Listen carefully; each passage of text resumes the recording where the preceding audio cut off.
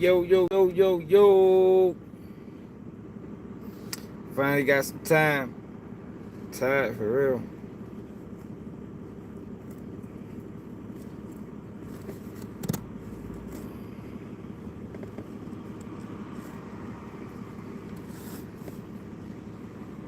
Hit that like button. Hit the like button. Hit the like button. Hit the hype button. Share it live. Hit the like button again. Fuck it. Hit it twice for good measures, man. So Donald Trump just signed a bill that should have been signed 40 years ago. And that's making marijuana a class 3 drug. Now, people that didn't know, the younger generation, marijuana used to be considered on the same level as dope, crack cocaine. You know what I mean? For years, a simple possession of marijuana charge can stop you from working. They wasn't hiring people over a possession of marijuana charge. It's not speculation. These are facts.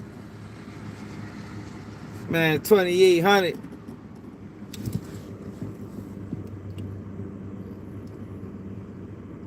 Y'all wonder how many people in the world, caught a possession of marijuana charge and couldn't get a job and just decided to, stay in the streets. Because something simple as that, something simple as not being able to find a job can land you in the streets. Because you need money at a certain age. Some people's ages start younger than others, But there was a time in America where if you caught a possession, I ain't talking about no distribution. I'm talking about a possession. Just having weed will stop you from progressing, man. Yeah, I seen where Khalifa caught 9 months in Romania for weed. That shit crazy. Then we got 21 Savage. We talked about him yesterday. Matter of fact, I talked about him on Instagram. 21 Savage, wow.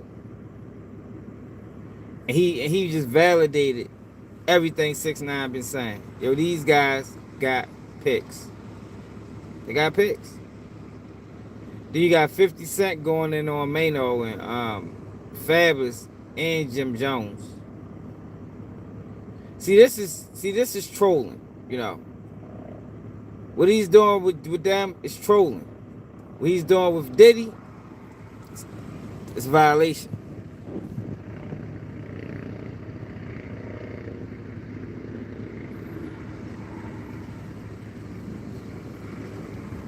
You said yesterday? I don't even think did I go live yesterday? I think I went live early yesterday. I don't even remember if I went live yesterday. Oh, you talking today? Yeah, man, I've been working, man. They've been working the shit out of me, man. I ain't been having no time to stop.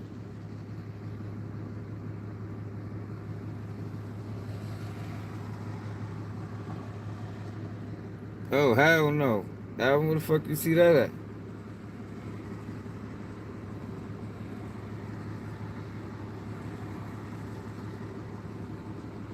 No, because YouTube play games without notifications. You know how they do. You know what I mean?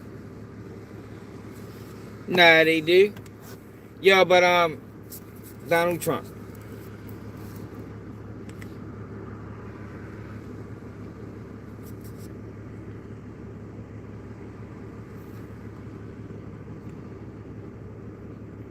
I don't know. Kodak got Donald Trump on the side.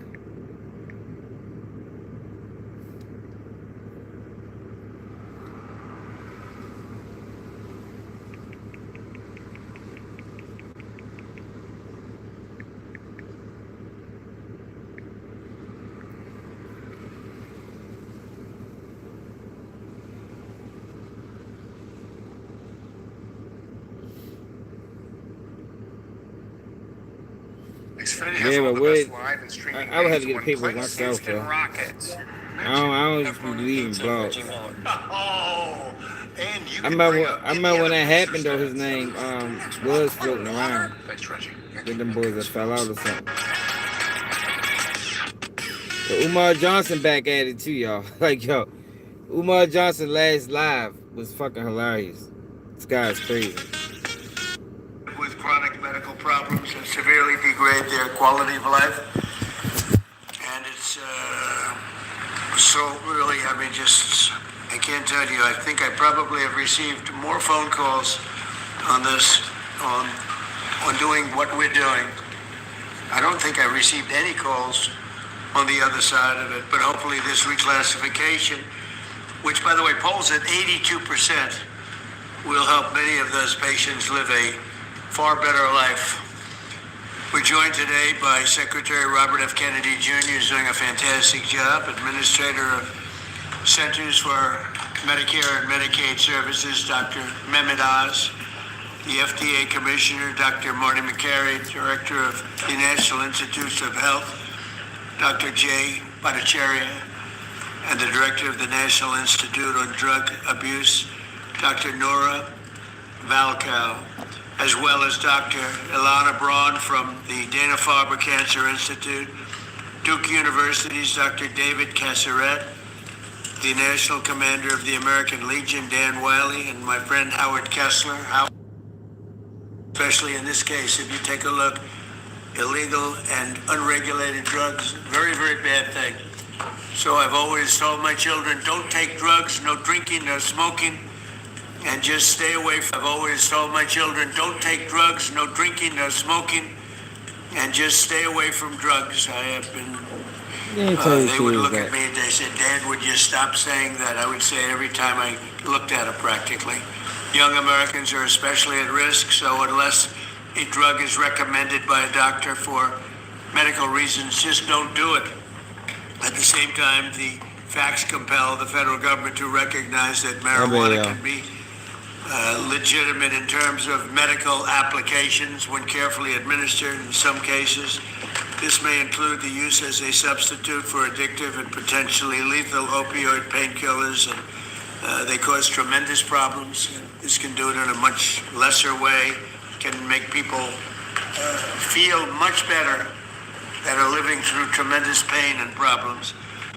Now, you know the pharmaceutical companies is not feeling this move. You already know that. The federal government probably not feeling it either. Like, this move right here isn't favorable. I'm trying to tell you. Because the federal government is still lock you up. Well, it was, I guess, until today. And the federal government, even though marijuana is legal in a lot of states, the feds still treat it or still look at it as a class 1 drug.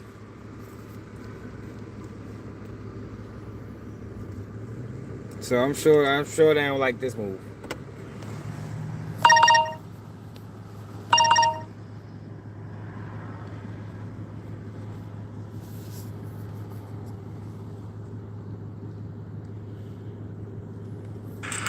States and multiple U.S. territories have already recognized the use of medical marijuana.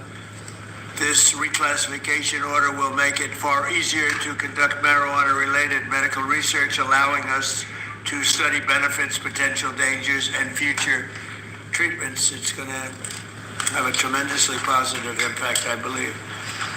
We're also asking Congress to reconsider its classification of hemp-derived CBD to ensure seniors can access CBD products they have found beneficial for pain and other reasons. Some people are literally dying, and they're dying with tremendous pain, and this can, in many cases, literally stop it. And they have their senses as opposed to painkillers, which don't allow that, don't allow them to die with dignity, frankly. I promise to be the president of common sense, and that is exactly what we're doing. This is really something having to do with common sense, and it's something having to do with the fact that so many people that I respect ask me to, people that are having problems, big problems, they are having big problems with illness, with cancer in particular. I now want to ask Dr. Oz to say a few words, followed by Dr. It ain't Broad, legal, Dr. but it's Kessler, not. Dan Wiley. It's not legal, but it's not a class 1 drug anymore. It's a class 3 drug, which is a major difference when you're talking about jail time. Dr. Valcow. Oh, shit, it's getting windy outside. And we'll sign the order as soon as they're complete. And we'll take some questions. Please, go ahead. Mr. President, thank you for always bravely pushing for common sense change, as you Yeah, call pretty it. much. So President Trump, Secretary Kennedy have been pushing for change. Their passion and desire to help the American people, and they have relentlessly pursued this agenda throughout this administration. This also includes a deep passion for research, gold standard research, as Secretary Kennedy also says. But there's another side to the president that often isn't reflected in media reports, and that's the deep passion he has. Right? Let me say this, right? Because this is a good thing, yo. But yo, for years, yo, marijuana charges been ruining people's lives, man. Like, it's really no way you can make up for what they did with these drug cases, these weed cases, man. Like I told y'all, yo, possession of marijuana could stop you from working in the early 2000s. Yeah, you'll get denied possession of marijuana. Like, what the fuck, a possession of marijuana? And you fast forward to what it is now. It's like, damn, yo, like, yeah, it's good, you know, that the laws are changing, but the damage was kind of already done. You know what I mean? Like, yo, it was damage done, yo, with these marijuana charges. Yo, for years, you'll get pulled over and you don't even smoke. You know what I mean? Oh, your car smells like that was always the go-to with police. It probably still is. You know, I smell marijuana in the car. Whole time you ain't smoke, you don't smoke cigarettes, you don't smoke Black Miles, you don't smoke weed, but you can't deny it. You know what I mean? All they gotta do is say, I smell marijuana, and next thing you know, you on the ground, your car getting searched. They got Doug running all through your car, putting fucking footprints through on your seats and shit. Like, don't get me wrong, man. It's good that they finally doing this, but I think the damage been done already, for real. Marijuana, it's like, how was marijuana illegal and liquor and alcohol isn't? Like, alcohol has always been a much more dangerous option than marijuana. Always. And alcohol been legal since the what? The Prohibition. You know, back in, I think it was the 70s or the 80s, they started criminalizing marijuana because of the hippies. You know, the hippies, they associated blacks with crack cocaine and associated the hippies to marijuana. Now, the hippies are like the lower class whites. That's who they was at that time. You know, y'all remember those days. You know, there's videos of the rave parties and, you know, shit like that. But when it came down to getting jail time and prison time, man, they was blacks, man. Blacks was flooding the prisons, man, with marijuana charges, man. Possession of marijuana. You catch a possession or distribution of marijuana, man, you can get 5 years for that shit. For distributing marijuana. And not even a large quantity. You could a pound or two. You feel me? Pound or two. So salute to Trump, you know, for doing it. I think it should have been done at the very least on his last presidential bid. You know, the last time he was in office, but at least he ain't got to worry about it moving forward with our kids. You know what I mean? The people in his life. And he has called me frequently about the people who are calling him, as he alluded to, who are saying that they've got problems and they got relief from some of the solutions we're talking about today. Howard Kessler, who's standing behind me here, who's a mutual friend of ours, was an early caller of the president. Many others have ever reached out as well. And Howard's been a passionate advocate for avoiding narcotics, especially in seniors, and particularly seniors suffering from cancer. And that's a population that is a very important one. And it's a sympathetic population that's desirous of trying new ways besides some of the conventional approaches that have been tested by pharmaceutical companies but have untoward side effects. At the beginning of the year, one of the first things the president told me, he doesn't actually tell you, he demanded from me, Hey, James, that my age is... let me tell you something, right? Yo, this is gonna be the realest thing I tell you, man. Yo, can you imagine the United States without drugs?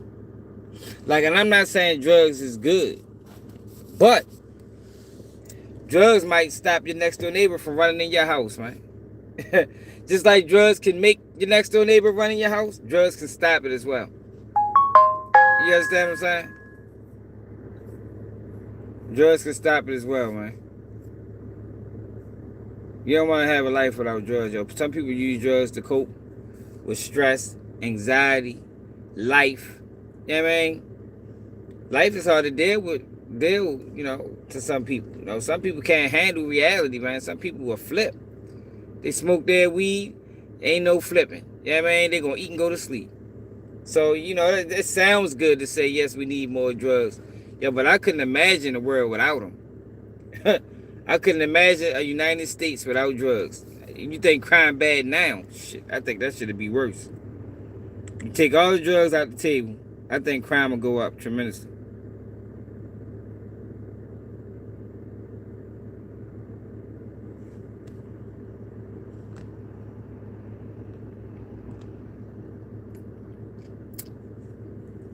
We just talking about drugs. Shit, it depends. You know, it's functional addicts, Gemini. I mean, it's functional addicts. You know, everybody that's on drugs isn't out on the streets. I would think it's more functional addicts that go to work every day than it is that ain't. You understand what I'm saying? You know, I'm gonna keep it real, man. Sometimes keeping it real ain't pretty. You know, sometimes keeping it, you might not agree, but that's the reality of it. I think it's way more people functional that's on hard drugs than it is people on the streets.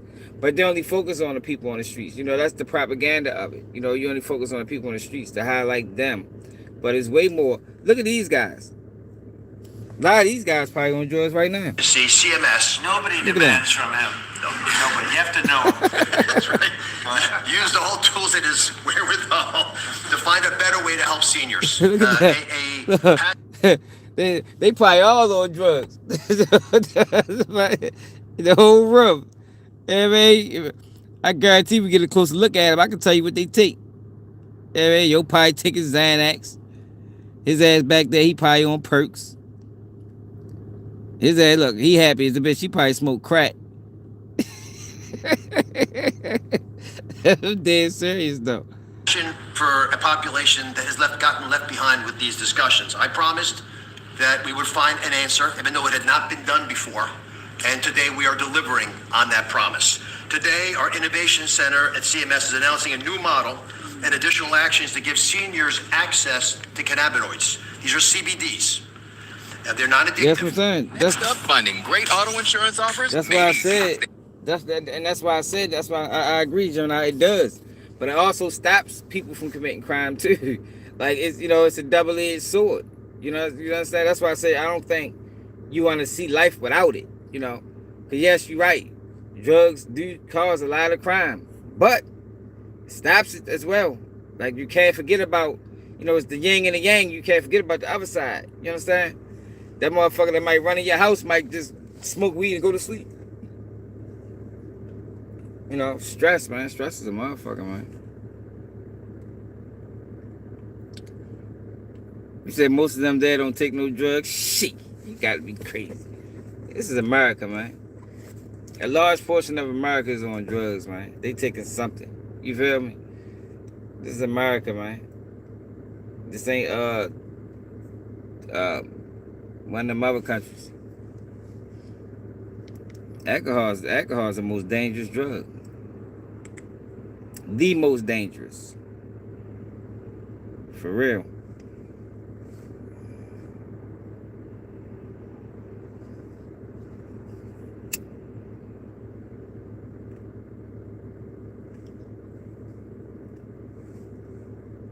For real.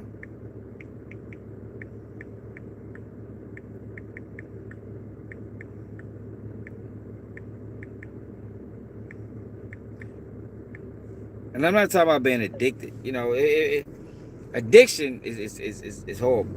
You know, but if a person can manage, then I don't see nothing wrong with it. I'm talking about manage to the point where you don't let it affect you mentally, you don't let it affect you financially. Now that task is easier said than done. You know, but it is people out here that can function, and you know, if you don't know the signs, you'll never know that they use it. Like I worked at a whole job full of fiends, and I'm looking around like, damn, I'm the only one to know these people are fiends. Like this shit is crazy. You feel me? Like just because of the world that I'm from, I know how to identify them. But a lot of people don't even know how to identify these people. They think, you know, and the bitch doing all type of drugs, illicit drugs, man. Alcohol, well, I mean, whatever you want to call it, alcohol does a lot of damage to the body. A lot of damage to the body.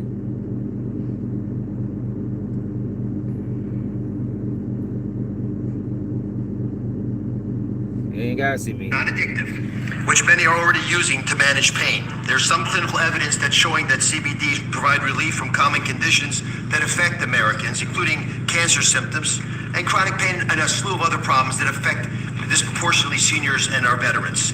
And 6 in 10 people who use the CBDs report that they improve their pain. I think all of those people are calling the president, judged on the number of calls in support of what we're doing today.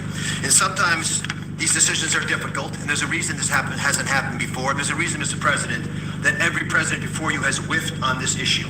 It's tough.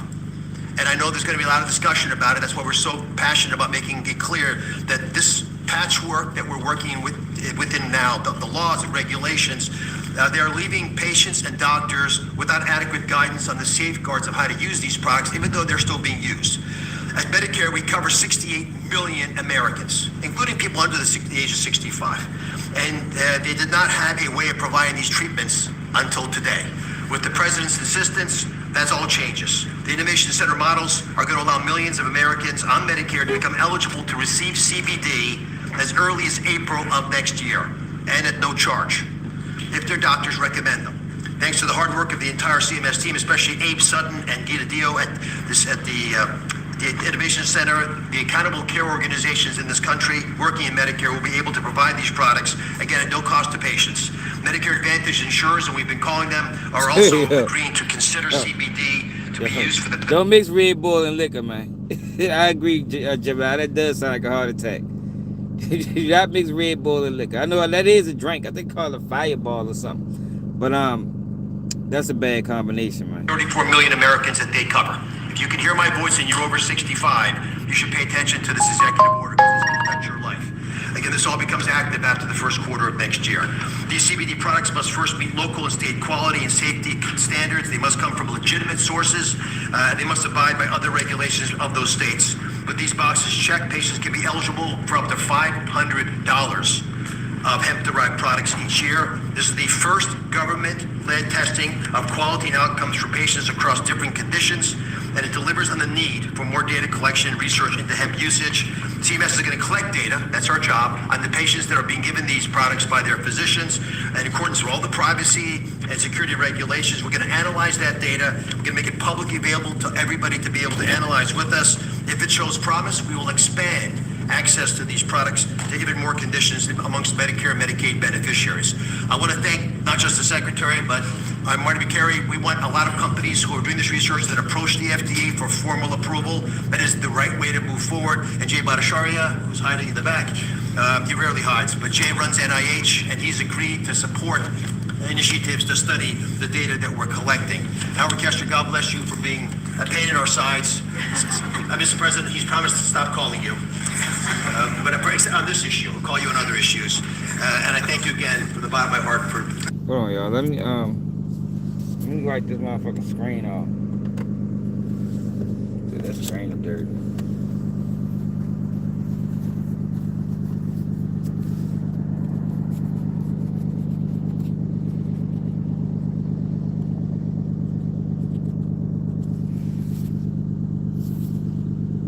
Yeah, that's a lot clear now. Make it a difficult stance. Thank you very much. Okay. Mr. President, members of the Cabinet, thank you so much for the opportunity to be here and for your leadership in rescheduling cannabis from Schedule 1 to Schedule 3. This decision will accelerate scientific research and expand what can responsibly be studied. I'm a cancer psychiatrist and medical cannabis researcher at the Dana-Farber Cancer Institute. Over the past decade, federal investment in research has helped transform cancer care. People are living longer than ever before. But cancer care is not only about treating the tumor, it's also about addressing the anxiety, the fear, the stress that can come with a diagnosis, symptoms that can interfere with treatment and make recovery much more difficult. Many medications we use for acute anxiety carry significant... Yo, my thing is, right? Yo, did it take them this long, yo, to do what? Why did it take them so long to do these studies on marijuana? Like, do you think they withheld this information? Or did studies just progress over time? Yo, what if they knew this information 40 years ago, man? I don't know, it's just a thought. Do y'all think that they're doing, these are new studies, or they always knew this information, and like my man said, they just ain't know how to tax it? I think so too. I think they've been knowing. I refuse to believe that it took them this long to study the medical benefits of marijuana. Ain't no way. They study every goddamn thing. They didn't study the ocean. They study rocks. They study fossils. They study fucking agriculture. They study. Ain't no way they just study this, man. Like, yo, for real, man. I just ran across my mind. Particularly in the older adults. That's why we're studying specific natural compounds found in cannabis, including the non-addictive cannabidiol, to understand whether they can safely and effectively help manage anxiety during cancer treatment. Rescheduling allows us to ask these questions rigorously about dosing, about safety, and who may benefit most. This research reflects the best of federal investment, helping people not only live longer, but live better. Thank you, Mr. President, for supporting careful, science-based research that puts patients first. Thank you. Thank you, Doug. Thank you. I'll add my vote of thanks, Mr. President. I never really thought this day would come. I met a patient about 20 years ago, a retired professor named Elizabeth, who came to my clinic. She was dying of pancreatic cancer, and she asked me then whether cannabis might help her. And I said no, because that's what I learned in medical school. She reached into her briefcase, took out a 3-inch tall stack of articles, put them down on my desk, and said, "Really, doctor? You should read these. You might learn something." And I did read those articles, every single one, and found much more. And I did learn something. I learned that there actually is some medical benefit to cannabis that I had not anticipated, never heard about in medical school. Second, I learned that there was a lot we don't know. And third, I learned it's really, really, really difficult to do high-quality, randomized controlled trials of a substance that's federally illegal.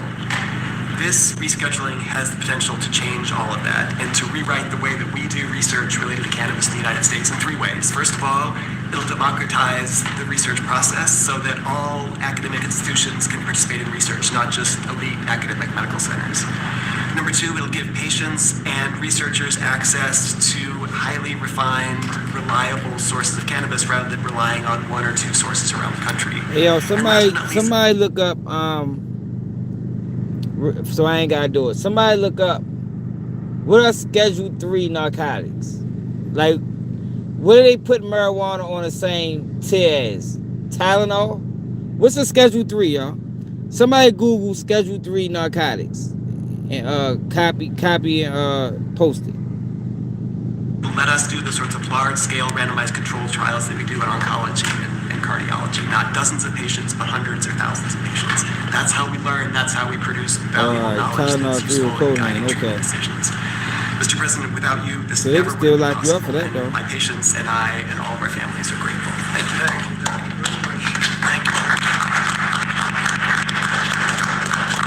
Mr. President, I am Dan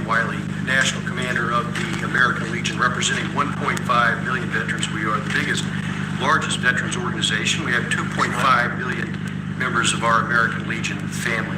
And I want to start by thanking you for your leadership on this issue. This issue is extremely important to the American Legion, and I want to thank you on behalf of the veterans. So it ain't legal, but it's getting there. It's a step closer. Potentially the research regarding this issue. Also want to thank you for your VA Secretary, Secretary Collins, and his work on difficult veterans issues with us this past year. The VA has worked with us on our Be the One mission, which is a mission to fight the epidemic of veteran suicide. Veterans are disproportionately affected by conditions such as PTSD, TBI, depression, and chronic pain.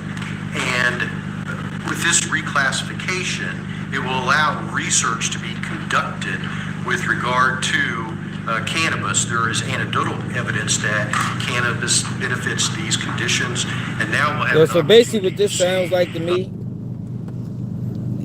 this sounds like a step closer to marijuana just being legal. That's what it sounds like. This is just another step. Probably in the next 15 years, they might make it legal all together. But that's what it sounds like. They're trying to inch towards it, as opposed to just, man, fuck it, marijuana is legal now. You can do what you want. That ain't they trying to like, you know, take little steps towards it. That's what it's saying like so far. Is that what y'all getting? Cause that's what I'm getting from this. If research does prove that it is effective, and if it is so, then it'll open up a whole new method of treatment for our veterans with regard to this particular issue.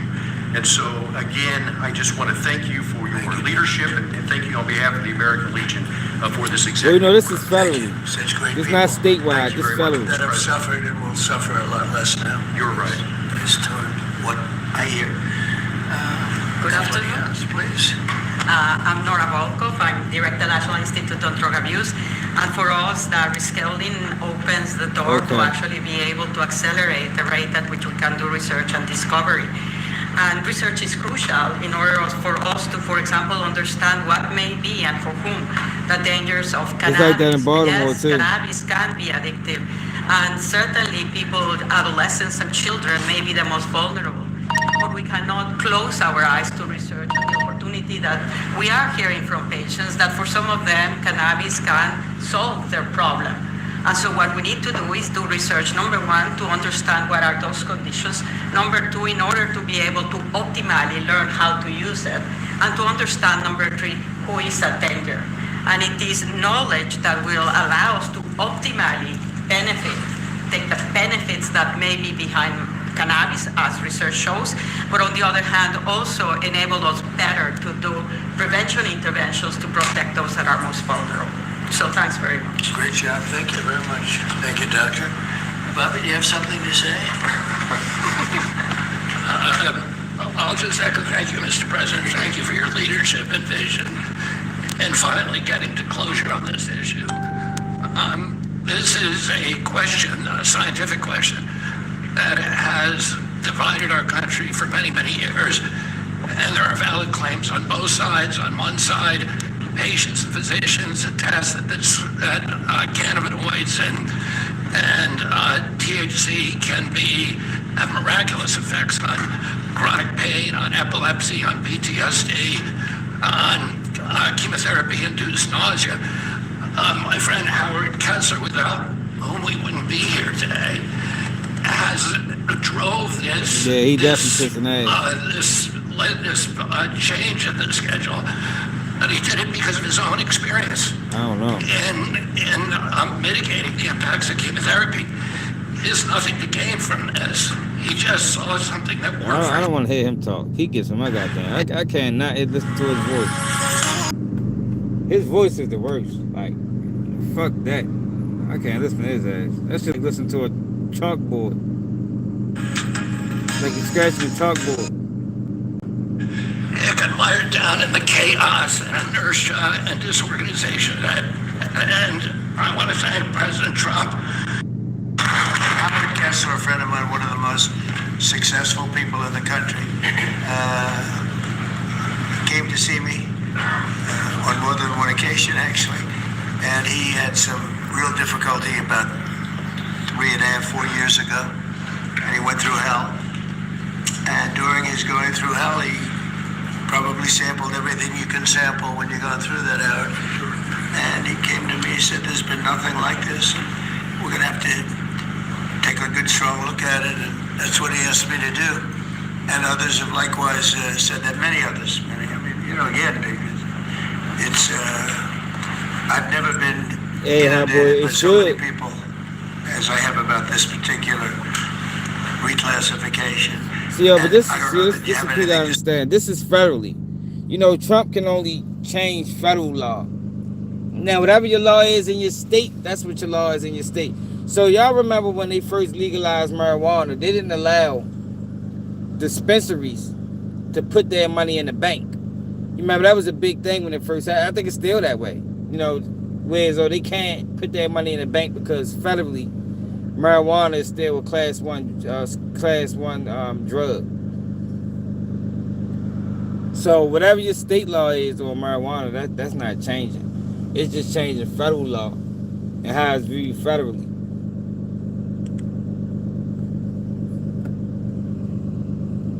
You say, Howard, if you'd like, you could say whatever you I like. just want to help the people 65 and over and make a difference in their lives.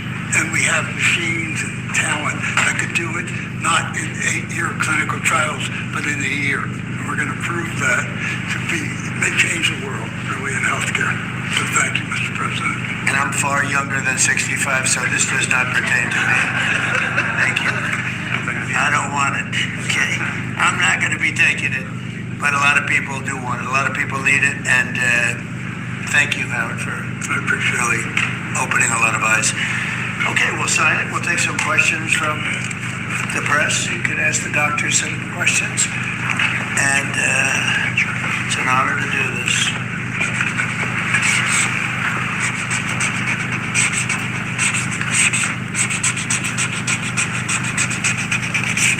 That's a good one.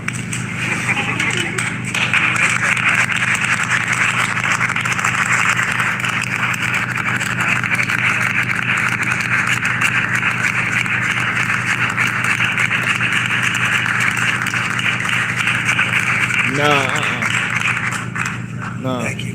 Thank you. No, federal law is federal law. And state law is state law. Drop my fucking black them out. Yeah, no. Hold up.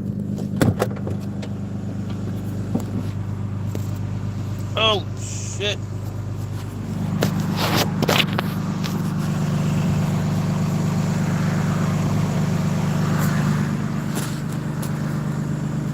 The fuck that shit go at?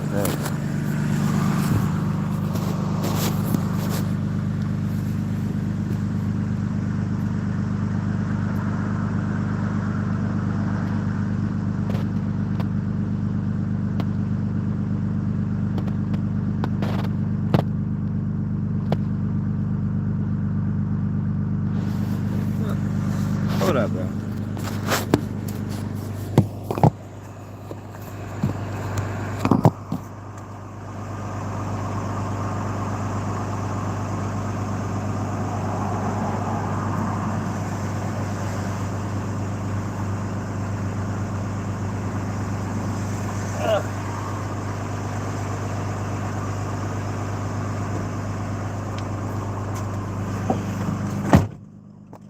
I dropped my fucking black amount.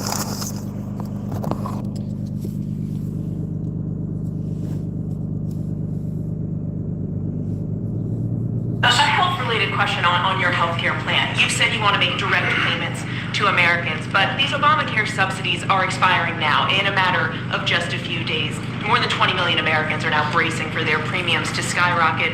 Are you going to let this happen, or will you intervene? Yeah, they will skyrocket because it was never any good.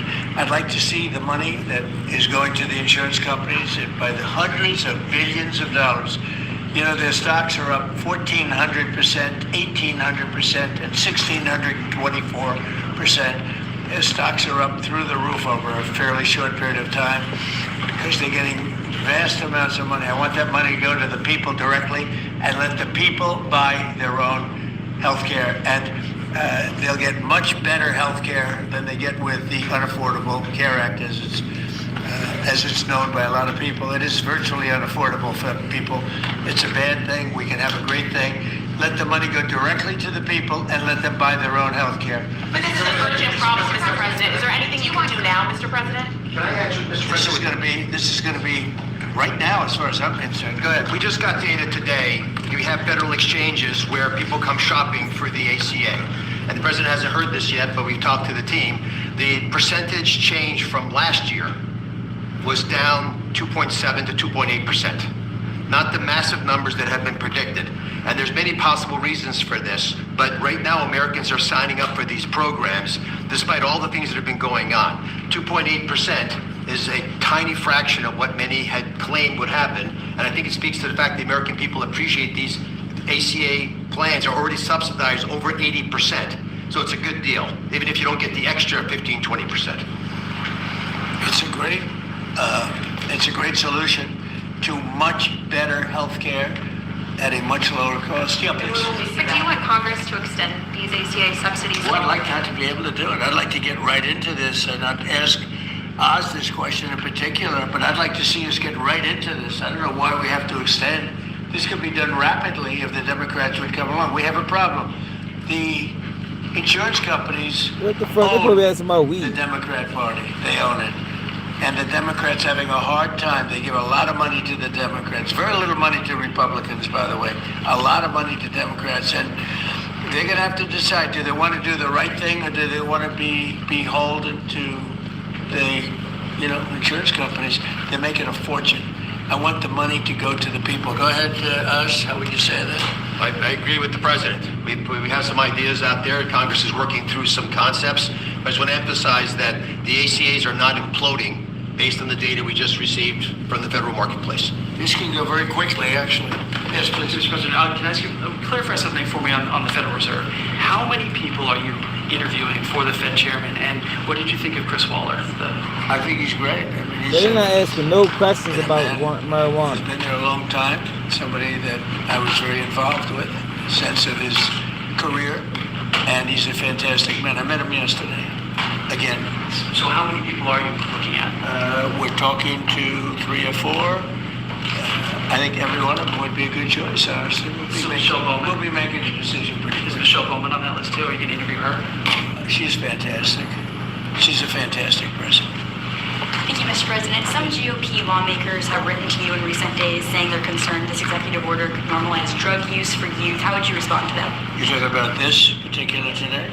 Well, I think I'd let one of the doctors respond to it because they can do it a lot better than me. But I can only tell you that when you see polls of 82% of the people want this, when I have friends that are really, really sick and they've gone through, I guess you could say, unfortunately, I don't want to become too involved in it because I don't want it happening, but these are people that really know what's going on. Very smart people. This is one of the most successful people in the country and a very brilliant guy. And when they go through this horrible ordeal of cancer or other things, and they realize that this is something that makes them feel better without all of the side effects of some of the drugs where you're just totally knocked out and out of it. But I'd like to have one of the doctors maybe respond because you people do it better than anybody. I'm happy to respond. Yes. I mean, and my answer is we have had cannabis scheduled for how long? And it hasn't protected neither the adolescents nor the adults. We have 20 million people in the United States with a cannabis use disorder. This is not legalizing it. It's making easier to do research so that we can use it when it is indicated and optimized. I told you, this is just a step closer to legalization, man. That's basically what this is. This is a step closer to legalization. Now, when it's going to legalize, I don't know. But that's what this is, though. That's basically what she just said. So it's also a big part of this is research. In other words, you'll now have a much larger sample and you'll be able to see if it's as good as many people say it is. I mean, people say it is beyond good, and you'll be able to find that out now. On housing, you talked talked in your address last night about housing. Yeah. Are you still considering a national emergency over housing? I'm looking at it. What yeah, would that I'm look like? looking What would at that it. look like? You know, there's two thoughts on housing. You have a lot of people have housing that because we have such a strong time and such a strong market, their houses are very valuable. It's a big part of their net worth, their house. I don't want to knock those numbers down because I want them to continue to have a big value for their house. At the same time, I want to make it possible for young people out there and other people to buy housing. In a way, they're at conflict. In other words, you create a lot of housing all of a sudden and it drives the housing prices down. So I want to take care of the people that have houses that have a value to the house that they never thought possible, that have sort of made them wealthy and happy, and especially in their later years. Got to be careful with that. I want to keep them up. At the same time, I want to make it possible for people to go buy houses. Mr. President, you announced the Warriors dividend last night in your primetime speech. Very patriotic, very generous. What was the rationale, the thought process? How did you come up with the idea? What made you want to give back to Well, our troops? 1776 was easy to come up with because we're actually in 1775. The number was 1775, and I said, wow, I think we can afford one more dollar. But they came up to me, it was $1,775. So I said, well, let's add a dollar to it. I think we can find that. And very simple, we've had a military that, in my opinion, by other presidents, was not treated well. They're incredible. They're our finest people. They're protecting us. And because of tariffs, we're taking in billions and billions of dollars more than we ever have before. With no inflation, by the way. With no inflation. You saw the inflation numbers. They just came out today. What great timing. Practically no inflation. And yet we're taking in hundreds of billions of dollars. And this is small potatoes by comparison, but it's a way of taking care of our warriors, our soldiers. And I appreciate that question, Daniel. Yeah, Caroline, that was an easy one. She just posted on X, her press secretary, that Feel free in the app if you didn't file with us last year. Our economy is definitely getting better. Like, yo, come on, yo. Like, I know a lot of people don't like Trump. Yo, but we gotta keep it real. Our economy is definitely getting better. Way better than it was under Biden. Way better. Gas prices is down. Shit going down, man. Shit going down. Prices in the market is dropping. Economy is way better. And remember when they was lying, talking about the tariffs, it's going to make inflation, and it hasn't. It hasn't, yo. See, that's why I don't, yo, you gotta stop playing politics, man. My thing when it comes down to politics, I don't get into the arguments. I just let it play out. You feel me? Let the people do what they do. Let it play out. Then you comment. But I ain't never going to be one of them people that's going to be up in arms just off of rhetoric. He say, she say. I'd rather wait until whatever they say materialize and then see the results.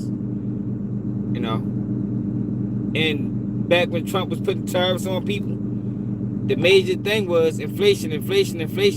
It's going to send us into a recession. Y'all remember all of that? And it just died down. Yeah, but it's not up. It is still up. Everything is up, but it's not high as it was. It's not high as it was. I remember gas paying for my car take 93, and at the height of inflation, I was paying $6 and some change for gas. Last year around this time, I was paying like $4.60, $4.70. Yo, gas right now in Pennsylvania, some gas stations, that shit like $3.99. And it's steady. Back before Trump got in office, gas prices wasn't steady. It's like they were just making up their own prices. You'll go to the gas station, one day it'd be $4.50, the next day it'd be $4.80. Like, what the fuck is the same gas station? Like, yo, how the fuck gas prices change in a day? Like, that shit was going on, man. And me using 93, I paid very close attention to that shit, man.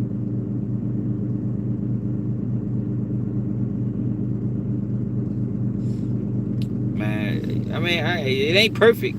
I'm just saying it is. Nothing is perfect, but we are making progress. That's all I'm saying. And the rhetoric that was being pushed about these tariffs is not. It wasn't true. Y'all remember the arguments? They said it was going to send us into a recession. It hasn't.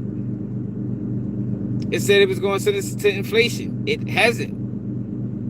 Like, this is a big thing on the internet between Democrats and Republicans. If y'all can remember. Yeah, hell yeah, of course. Just file with TurboTax. Do it yourself. Price gouging. Board members of the Kennedy Center voted unanimously to rename it the Trump Kennedy Center. What's your reaction to that? Well, I was honored by it. The board is a very distinguished board, most distinguished people in the country. And I was surprised by it. I was honored by it. You know, we're saving the building. We saved the building. The building was in such bad shape, both physically, financially, and every other way. And now it's very solid, very strong.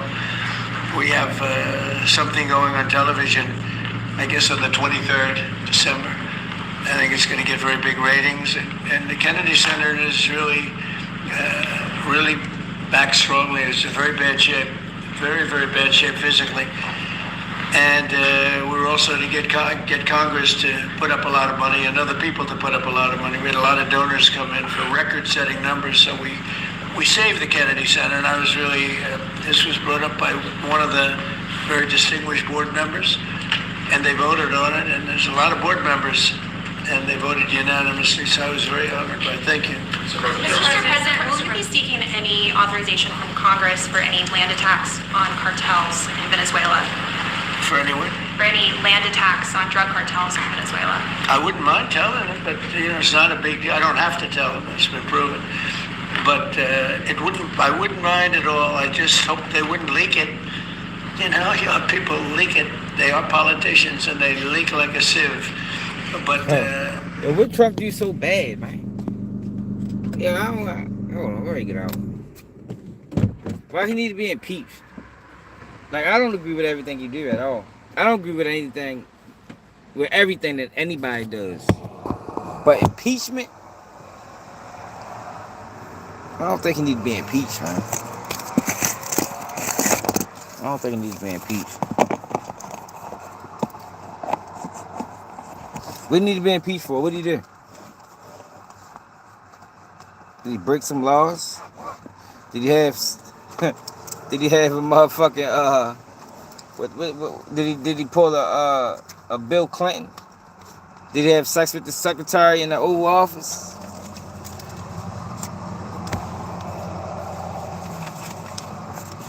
Now he have sold out to Israel. I mean, he damn sure did that. Damn sure did that. You know, but there ain't really too much you can say about that, because I think everybody done fucking sold out to Israel. You know what I mean? So that ain't grounds for impeachment in today's society. You know what I mean? Hold on. It's chilly out this bitch.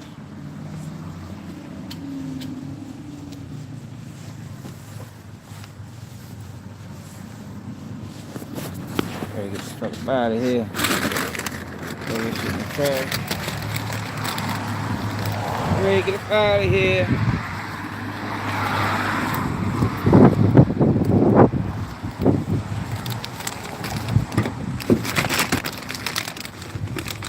So then you got I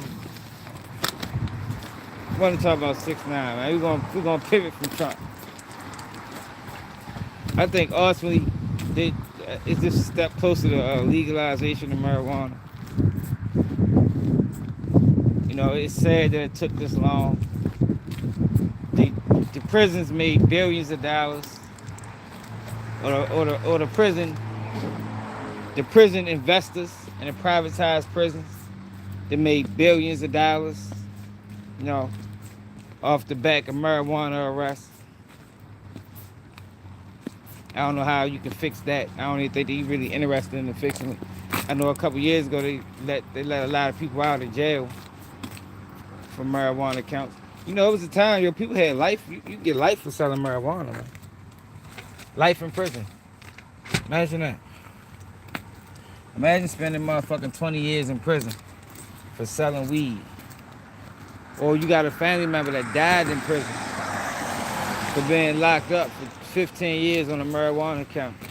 And you look at it now, and now they legalizing it, and, you know, reclassifying it.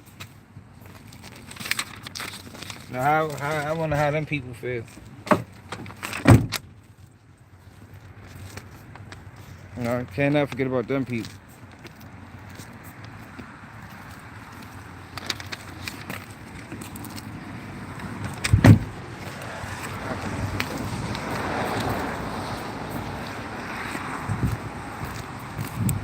But then we got 6IX9INE, 21 Savage. They got like the clown hair. They got them covering his hair for.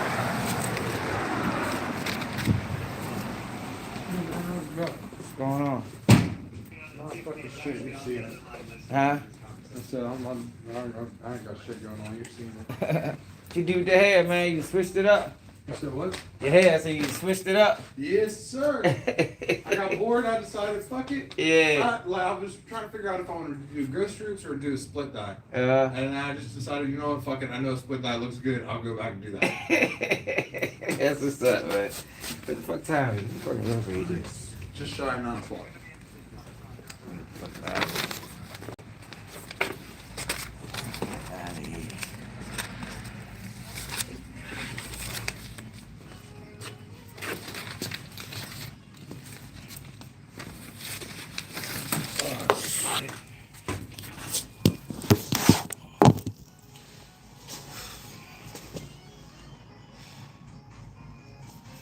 Hold on, let me feel this.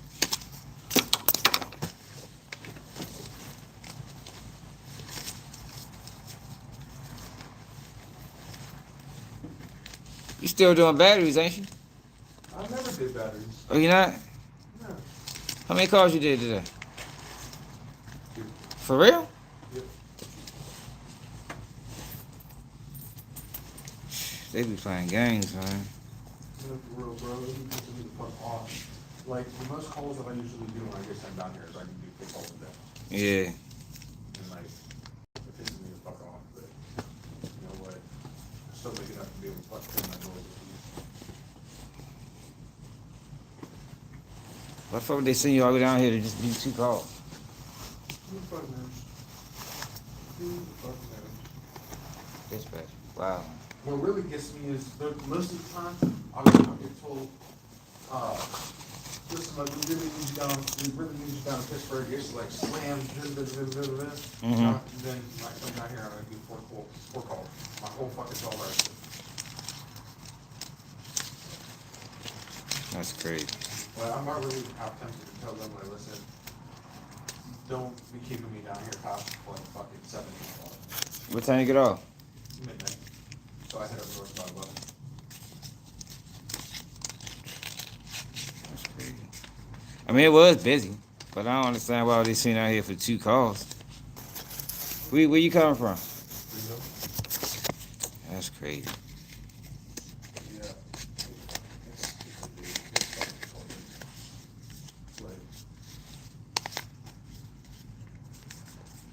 There was one day I sat there and I did all my math for my fucking commission to see how much I made that week. Mm-hmm. And 3 of my 4 days I was down here in Pittsburgh, and then there was 1 day that I was up in Greenville.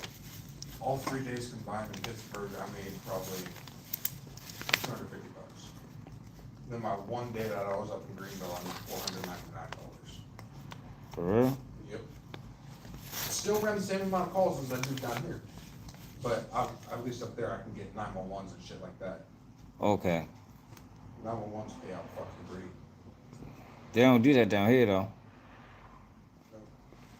No, I wish they did, because I'll tell you what, man, I'd be begging to be down here every goddamn day. They need to start shit.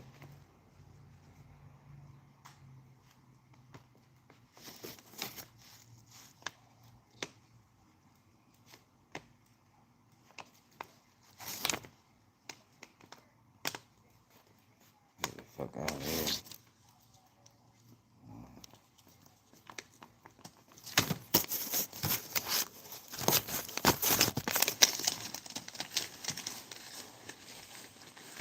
What time is it? 8:48.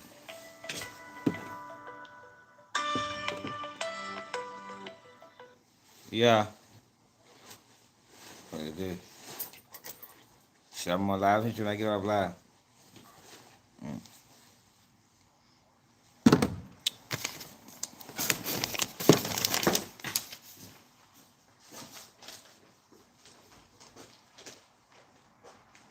hope you should pick up.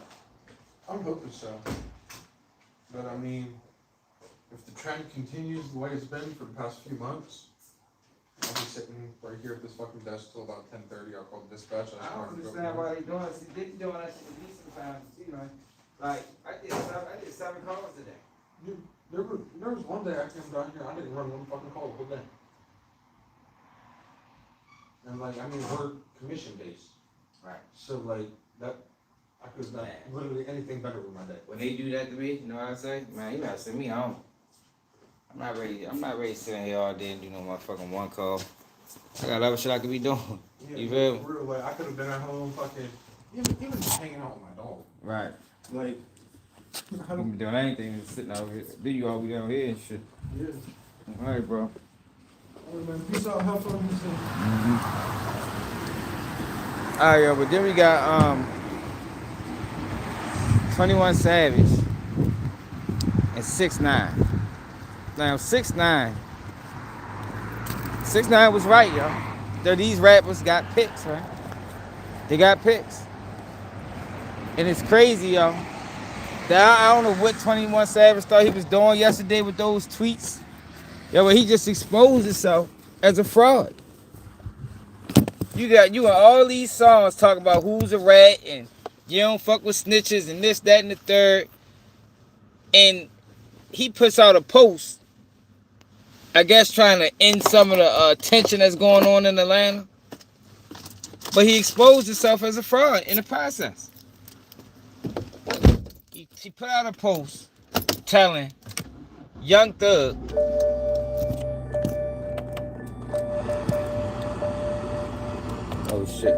telling Young Thug that he needs to fix his relationship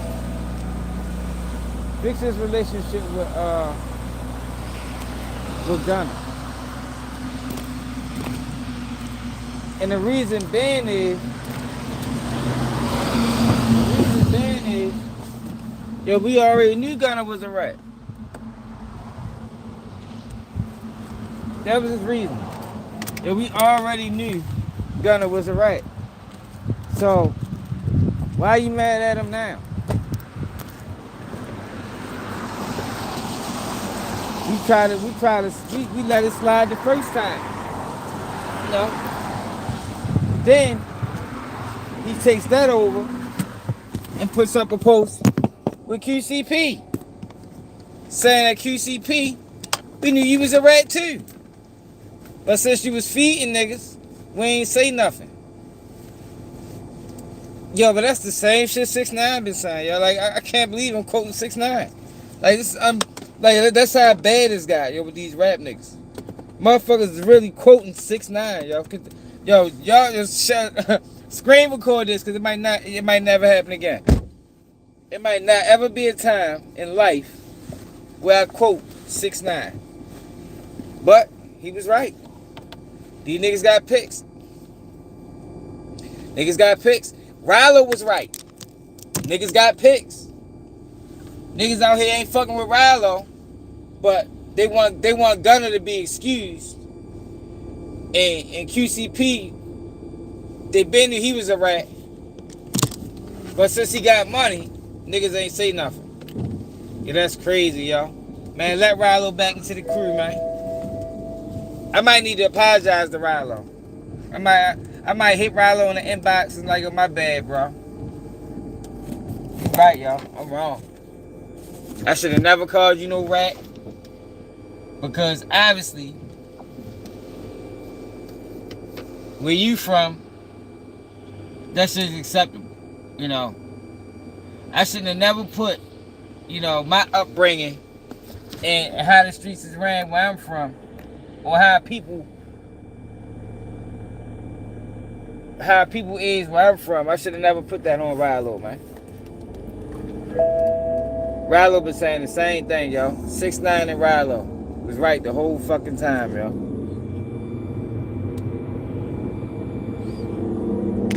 Shit's sad. So look, 6IX9 went the fuck off today. And I'm like, damn, this nigga right. Niggas blackball 6IX9 for what? They might as well let 6IX9 back into the industry. You know what I mean? Fuck you blackball 6IX9 for?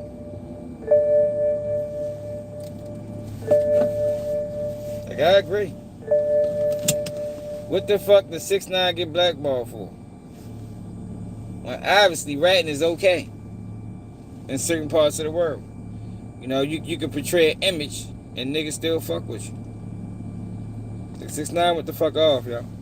I can't say he wrong this time. You about to hear some fucking facts, and people don't like the truth because it hurts them. I was gonna do this video on TikTok, you know, where you put the picture in the background and you start talking.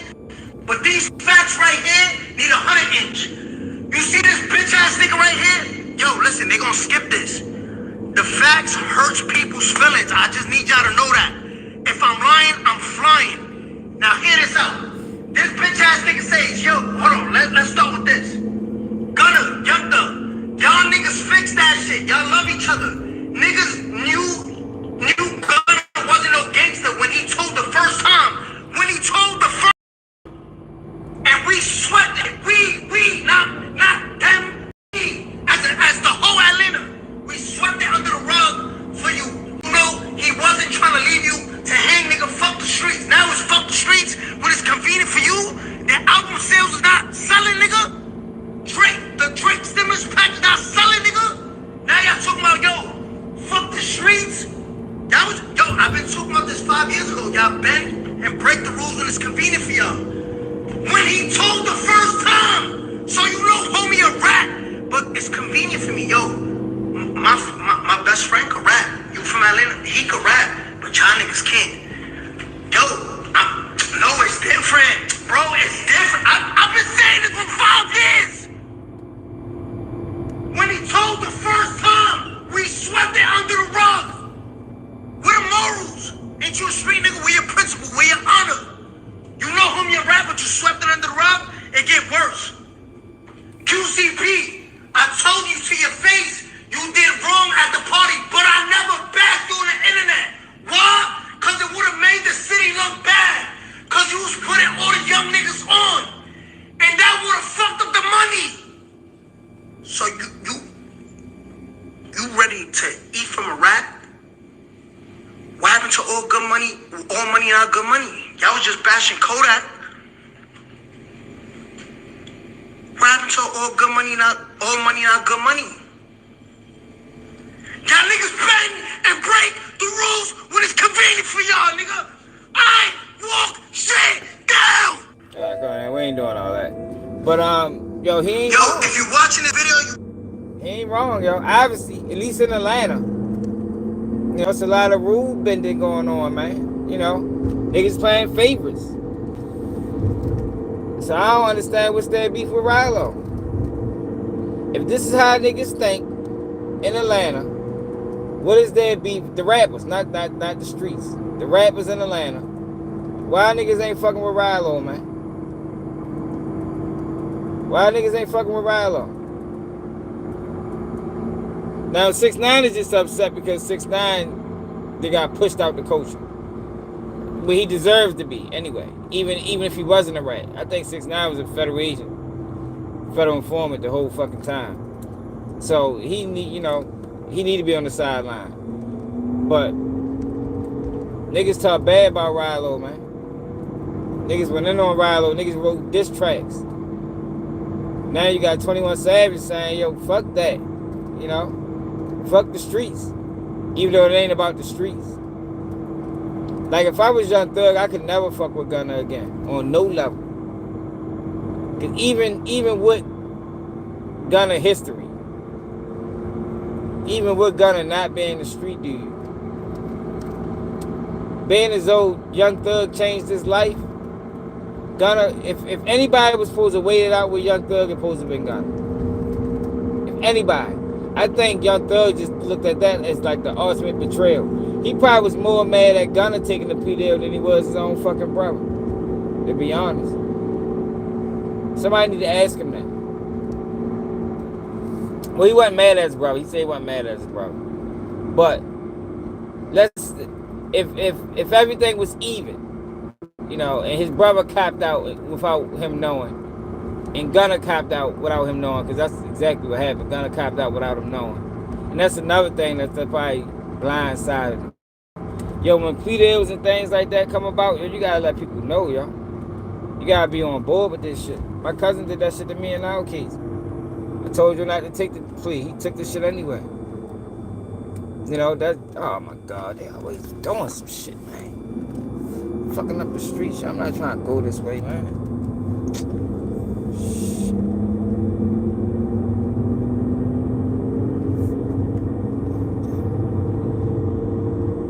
But, damn, yo.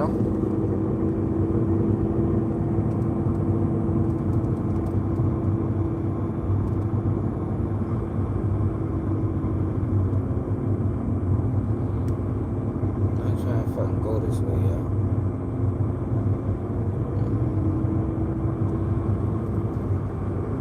Yeah, but it ain't got, it's supposed to be what you stand on as a man, yo, like. QCP told on the nigga, man. Told on the nigga. Nigga Pete supposed to have beef with. Seen him in the mall, called the police on him. And Gunna is dishonorable. He was dishonorable back then, he's dishonorable now. You feel me? Whenever it comes a situation. Yeah, like, yo, they always try to put it on the streets. This ain't got nothing to do with the streets, man. This got everything to do with who you stand, how you know, what you stand on, your moral code. Do you believe it? Do you believe in telling and cooperating or not? Yo, it's civilians that don't tell. It's people that, you know, they just don't believe in it. It ain't got shit to do with the streets. Like, I hate when people do that, yo. I think that's a flawed argument to make, and it's very misleading. It's very misleading, yo. I got girl cousins that don't tell. You know what I mean? They won't snitch. That's just who they is. They don't believe in it. They don't believe in getting police involved. It's just who they are. Ain't about the streets. But for 21 Savage to be a gangster rapper and to call out rats, to admit that I knew these guys was rats and we hung with them and we made music with them and we got money with them and we, you know, we probably fuck hoes together. That's crazy to me. He just made himself look real bad. He better come out and say he got hacked. Hey, folks, got hacked. That was hacked. That shit got him looking foolish.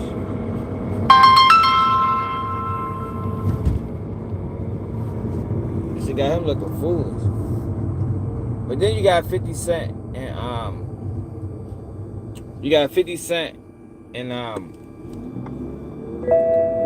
Jim Jones in them.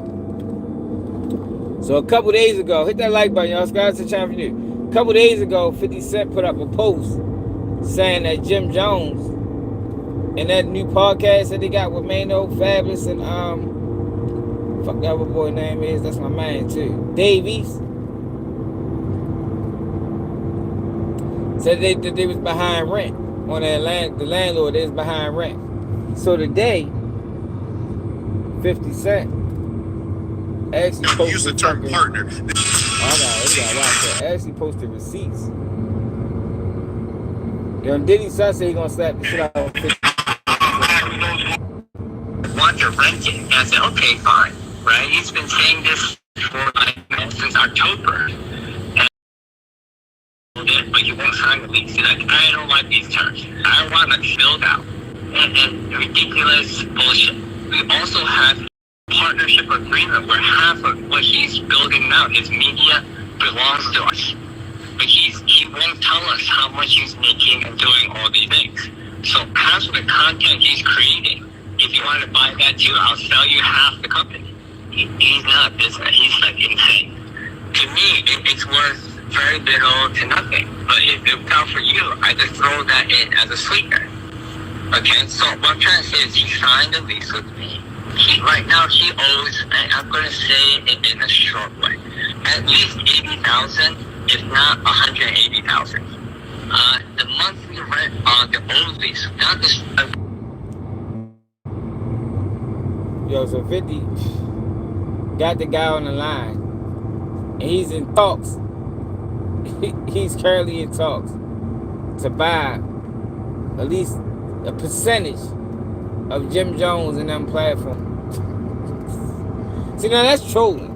I can laugh at that. I just want to show you the difference between that and what he's doing with Diddy. What he's doing with Diddy is totally different. It's not the same. No, that's the art of war of what he's doing with Jim Jones and them. What he's doing with Diddy is diabolical. It's not respectful. It's fucking, it's corny. No, some people look at this as corny too, for real, but it's worth a laugh. I mean, at the very least, get a laugh out of it. Like that 50 wild as shit. You're really gonna try to buy them boys' platform? I ain't really had nothing to say on that shit. I just wanted to show y'all what was going on with the 50 situation with Maino and all them boys. But I don't know. I'm tired of shit, y'all. I mean, take my ass to work. I mean, in the house. Man, I appreciate everybody as always, man. Make sure you hit that like button. Make sure you share the live. Make sure you support the platform. Just another day keeping you news. And I'm out.